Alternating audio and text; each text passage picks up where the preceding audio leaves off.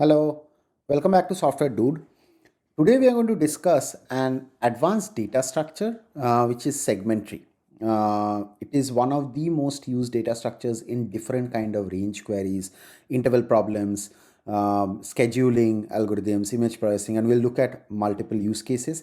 But this is one of the most used data structures or tree data structures in different kinds of problems which are asked in data structure or fundamental computer science interviews. So let's get started.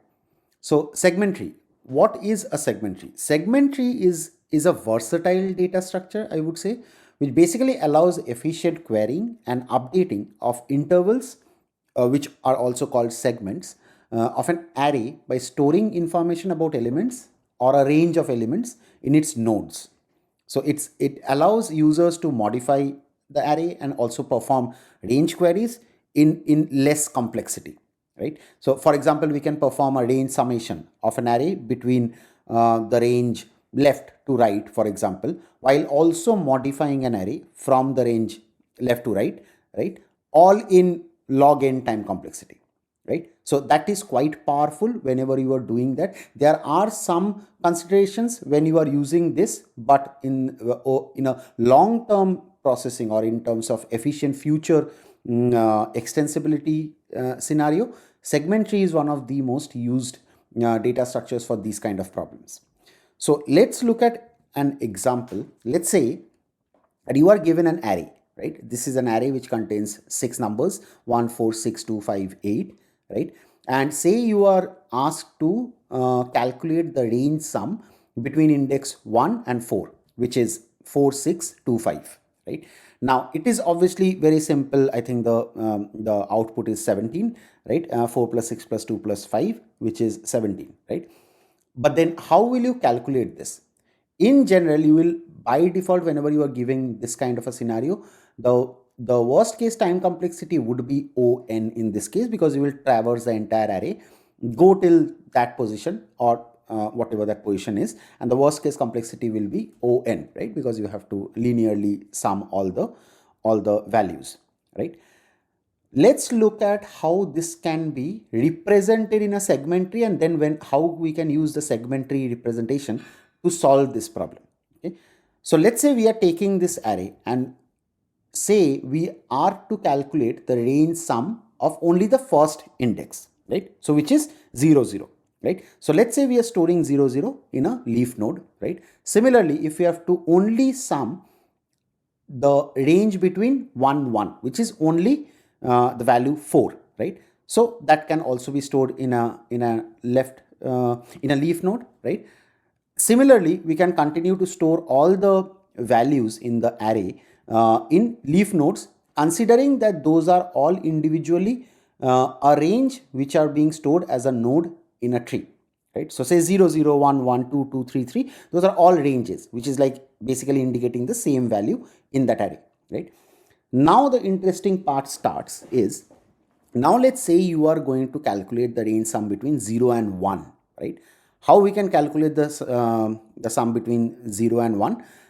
It is basically any position which falls under that, within that range, right? So 0 1, anything that within that range can be summed, which means what are the values that can be summed here? 0 0, right, and 1 1. So those are the two values which are basically within that range 0 1, right? So if you are to calculate the range sum of 0 1, right, you can directly get that value from 5, because you are already pre-calculating that value and storing it in the tree, right? And we will look at how we will solve this problem. We'll come back to that, but we are now building the tree, right? So similarly, let's say if you have to store a sum of the range 3 4, right? So what are the two values that come within that range? 3 3 and 4 4, right? That is the sum, which comes out to be 7, and that is the sum of the range of 3 4, right? Similarly, say you have to store the value of 0 1, so say 0 2, right? So from 1 4 and 6, one of the option is to, you can also store 0 0 1 1 and 2 2, sum all of them. But remember, we have already stored the sum of 0, 1, which is 5, right? So we don't need to go to 0, 0 and 1, 1. We can directly pick up 0, 1, the value of which is 5, and then 2, 2, right, which is the value that is 6. So if we are calculating the range sum of 0, 2, then at this point of time, we are only looking at two numbers. Although there are three numbers in the array, we are only looking at two numbers because 0, 1 is already calculated, right? And then we are picking up 2, 2, so which is 5 plus 6, which is 11. Similarly, if we had to calculate the value between indexes 3 and 5, we already have stored 3 and 4 as 7, right? And we know the value of 5, 5. Those are the only two ranges within the 3, 5 range. So generally there can be, if you look at only the leaf nodes, then there is 3, 3, 4, 4, 5, 5. All of them fall within the 3, 5 range, right? But we have already calculated 3, 3 and 4, 4 ranges. So the range of 3, 4 is 7 that we have already calculated in the previous iteration, right? So now when we are calculating the range of 3, 5, the sum of the range of indexes 3 to 5, we already have calculated 3, 4, which is 7. And now we only have to calculate what else is left, which is 5, 5, right? 1, 1, 2, 2, 0, 0, 0, 1, those all are outside the range of 3, 5. So we don't look at that. We only look at 3, 5 and then 5, 5. So 7 plus 8, the value is 15, right? And similarly, now if you have to look at the, calculate the range sum of 0 to 5, obviously all of these nodes fall within that range, but then we have already calculated the lower leaf nodes and traversed and are building that tree. So at this point, if we have to create the root, which will basically be 0 to 5 index sum, which we have already calculated 0 to 2, which is 11, and 3 to 5, which is already 15. So 11 plus 15 is 26, right? So now that we have the tree built, right? Now this tree is a segment tree, because at every node we have basically calculated the sum of its leaf nodes in the format where we are querying sub trees and ranges of sub array of the given array, right? So in this case, coming back to that example which we were looking at, 1, 4 range sum.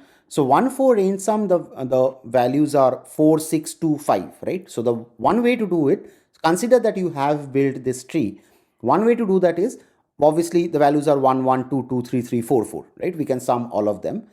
But we have already calculated the sum of 3, 3, 4, 4 to be 3, 4, which is already stored at 7, right? So let's see how range tree can help in reducing the number of nodes or number of values that we need to traverse to create the sum, right? What are the values that are within that range? 1, 4, right? 1, 1 is within that range, right? Of 1, 4.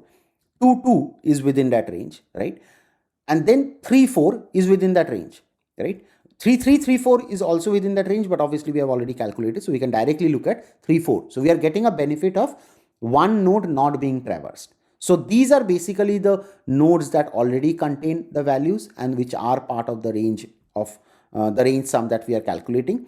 So what is the sum? 4 plus 6 plus 7, it is coming out to be 17, right? So here, if you notice, if you had to query the array and consider that this is an array of million values, right? At that point of time, obviously here you are only reducing one node, you are not calculating, right? You are only calculating 3 values instead of 4 in the array.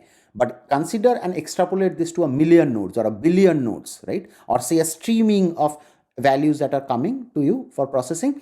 At that point of time, if you are already at real time building a segment tree, your querying becomes much more easier and less time complexity, because you don't have to then go back and look at every value that is coming in. You are automatically building the tree, so your query can become much less complex. So while we are talking about that, let's look at the complexity.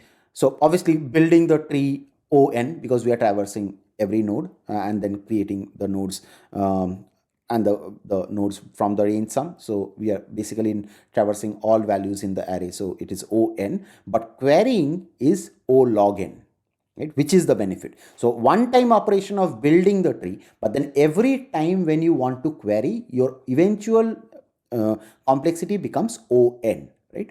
There is an auxiliary space that we are using here because we are obviously building the tree. So that's a consideration, that you have to maintain a O(n) complexity of building the tree. But that is depending on the trade-off that you are trying to solve. Your time complexity, this is the lowest, right? O log n. Right? So where are these used? So dynamic, so segment trees are very dynamic, right? I mean, they allow modifications in the array and also allow recalculating the answers efficiently, right? They are efficient because obviously O log n time complexity for both queries and updates, by the way, once you have the segment tree, right?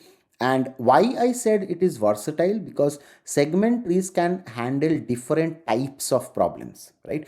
The problem that we saw was a range sum, but you can similarly do a range minimum, range maximum, greatest common divisor, right? Dynamic interval problems like interval scheduling, right? And there are a bunch of other problems that can be solved using segment tree. Segment trees are also used, like I mentioned, for image processing algorithms. Basically, you can divide the image into segments based on color, texture, or other attributes, right? So that is segment tree. Hopefully, it was useful. Thanks for watching.